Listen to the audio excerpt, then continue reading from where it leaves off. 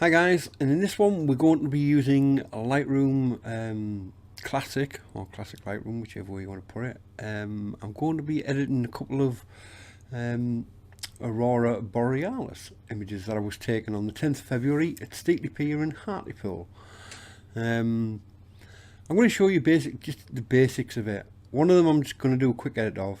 The second one I'm going to go a bit more in depth. Two separate images taken on the same night. I'll show you the settings that were in camera and what it looks like, basically straight out of camera as raw format. So let's jump into it, get some editing done. So this is the first image. As you can see, it's not bad. You've got a bit of colour here, there and everywhere. So first thing I'm going to do is I'm going to make sure that the horizon is flat. There's numerous ways of doing it. I prefer to do it like this, but there is other ways to do it in Lightroom. So I know that's straight, looking alright, and I'm going to just crop it to about there. The reason I don't want this, because when I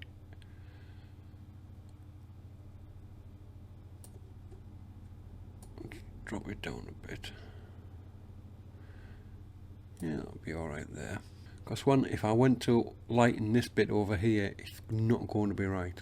Right, before I do anything else, I'll go into lens correction and do that, and then I'm going to go into the detail.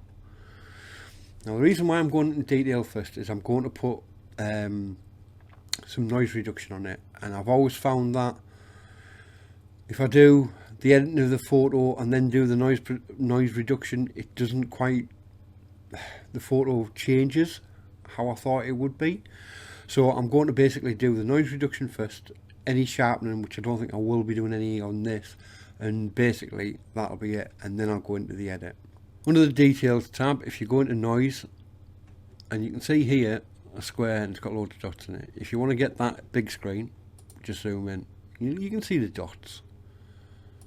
So all I'm going to do is pump it up just a bit until you start to fade them out. Now realistically, I don't want to go, I mean I could go all the way up and then it looks really nasty. I usually take it to about 50 maximum, 50 max, because I think anything after that, it just makes your image really soft. It's not sharp at all. So I'm going to put a bit of contrast on this. I'm not going to touch the sharpening. I'm not going to touch any of the maskings. So that's the image as it looks after I've done them. So first thing to do, I'll just show you the settings. Settings for the image were ISO 400, 16mm, f2.8 and 15 seconds. So that was my actual, to get what I've got here. Now, as you know, when I'm editing photos, I always hit auto, because that'll give you a good start sometimes. But as you can see, it's blew it up, it's going to. So I'm going to drop. I don't want it too dark because I don't want to make this too dark. So if you go to the dehaze tab and just dehaze it a bit, colours are starting to come out here and there. Again, you don't want to go too far with your dehaze, so that's alright with that. If you wanted to, you can put more colour into it to give it a bit more green here by your saturation, your luminance. Yeah, that's not too bad. I'm still going to lighten that a little bit more, and then I'm going to drop the shadows a little bit, which will make this go down, and then I'm going to drop the blacks. There you go, and they're just starting to come out. Now if I want to go more in depth with this, which I'm not going to with this photo, I will do with the next one, you could really play around with it, but we'll have a look at the next one. So all I'm going to do now is I'm just going to push the highlights a little bit. And the subtle difference here is, it is subtle, it's very subtle. So I'm going to push the highlights a little bit more, just to bring that out a little bit more. I think it could do with being a little bit darker. That's better. So that's your before, that's your after. Not too bad, looking good. You can see them stars are all nice and clear. We've brought a few more stars out compared to this one. You've got some lovely colours going through here. So that's the first photo. The reason why I've left the next photo in to the last is because I want to go more in depth with it. I'm going to use a little bit of, maybe a bit of light, you know what I mean, burning here and there, just to bring them colours out just a little bit more. But it's going to be subtle-ish. You know me. It's a long time since I did one of these. Anyway, on to the next photo. So this is the second photo, and you can see there's a lot more purple or red or whatever you want to call it across the top. Again, I'm going to start like I did before. So we will go into lens correction, and then I'm going to crop it if I need to, which I will. We'll straighten the horizon first.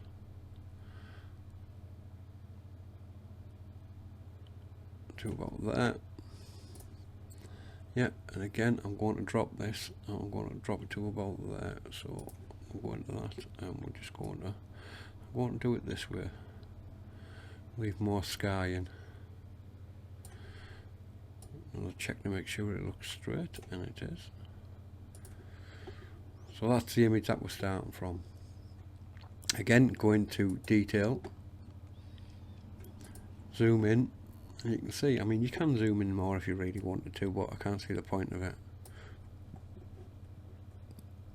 So go into noise reduction.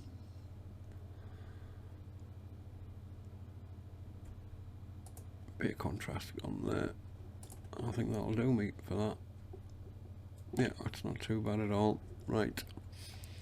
So we can close that one down. Again, hit auto. And again, it's done what I expected it to do, which is basically brought everything up. I'm going to drop that back down. Now what you've got to remember is, when these were taken, it was a 71% full moon. Clear sky, obviously, apart from the clouds on the horizon. But the moon was when I'm taking these, the moon's directly behind me. So if it was no moon, this would have been better. I mean, it was just about noticeable in the sky, but you couldn't make it out. It's more like a haze. But if that moon wasn't there, we probably would have seen the actual colour with our eyes. Might have, might not have. So get back to it. So I've hit auto, I've brought the exposure down, I'm going to give it a little bit of dehaze, and as soon as you start doing that, these start coming out, which is expected. I'm going to drop the exposure down a bit more. I'm not too bothered about this, ignore this for now, we're concentrating on this colour, we're trying to get that colour. So I'm going to pump that up a little bit. Colours are starting to really come out now, and all I'm going to do then is I'm going to take the darks, and all I'm going to do then is just drop the shadow a tad. I'm going to bring the highlights up, which is going to highlight that, and I'm going to bring the clarity up, and the clarity is starting to bring this up as well. I'll show you the settings. Settings are ISA 400, 16mm, f2.8 and a 20-second exposure. And as you can see, I've got no star trails on there. Don't forget your 500 rule. If you don't know what that is, have a look. It's basically 500 divided by whatever millimeter you're shooting at. So in my case, it was a 16mm, but it was actually a 24 because it's a 1.4 crop. How many times 24 goes into 500 is how many seconds you can get away with without getting any star trails. So focal length divided by, or should I say 500 divided by focal length will give you your length of time in seconds that you can take a photo without getting these star trails. Yeah, it confused me as well, don't worry about it. Anyway, so all we're going to use is a brush. So select a brush in new mask, and all I'm going to do is I want the feather to be as high as it can go. I want the size to be quite big, and all I'm going to do then is just paint that like that by hitting show overlay. If you click that, it shows you what you've done. So the red bits are the bits I've done. Now all I'm going to do is drop the exposure in them red bits. I'll just drop this down so you can see what I'm pointing at. This bit here is a feather, so it's like fully there, going down to nothing here. So all I'm going to do now is if I take show overlay off and then drop the exposure, and basically the top bit, as you can see, is getting darker.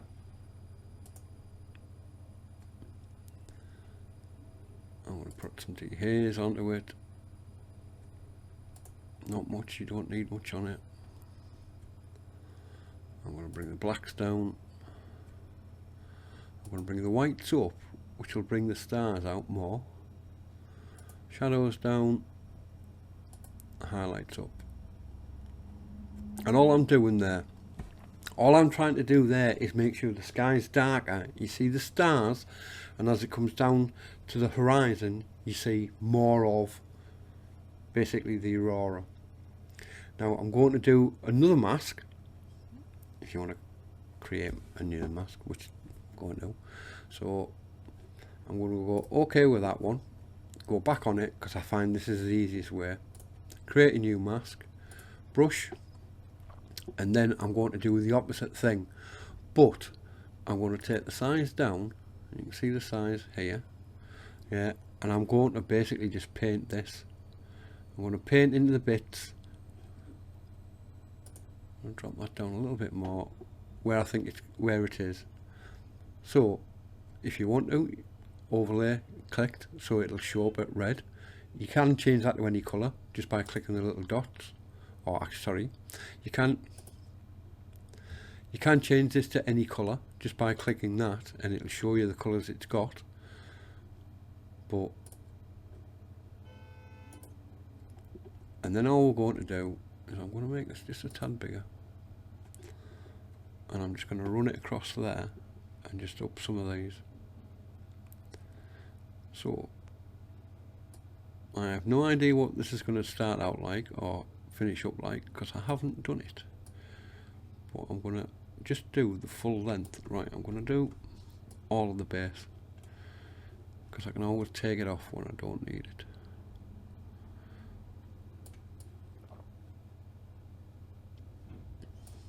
Alright, so by using your wheel on your mouse you can change the colours, and we're just going to paint in here some of this lot. I can keep it straight. Like I say, I'm just going to paint in here and bring some of this lot out.